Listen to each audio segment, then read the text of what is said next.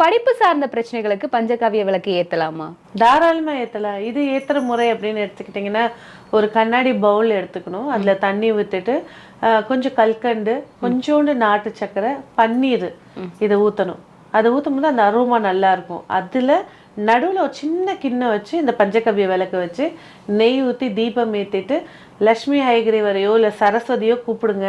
அந்த இடத்துல நடமாட்டம் ஆகிறதே கண்டிப்பாக பார்க்கலாம். ஏன்னா சில இடங்கள்ல வந்து சில தெய்வங்களுக்கு அரோமா கொடுக்கணும். அப்போ அந்த இடத்துல நீங்கள் பன்னீரை கொடுக்கும்போது லக்ஷ்மி ஹயகிரீவர் வந்து நின்றுவார். ஸோ படிப்பில் என்ன தடை? ஞாபக மறதினால தடையா, இல்லை புரிதல் இல்லாதனால தடையா, இல்லை பணம் கட்டாதனால ஸ்கூல் போக முடியலையா, எப்பேற்பட்ட தடைகளாக இருந்தாலும் அவர் வந்து பார்த்துக்குவார். ஓகே. இப்போ இந்த விளக்கு எவ்வளோ நாள் ஏற்றணும் மேம்? எப்பவுமே ஒரு விளக்குன்றது ஒரு மண்டலம் 48 நாள். ரொம்ப முடியலங்க அப்படின்னா 11 நாள். 48 நாள் நீங்க செஞ்சாதான் பரிபூரணமா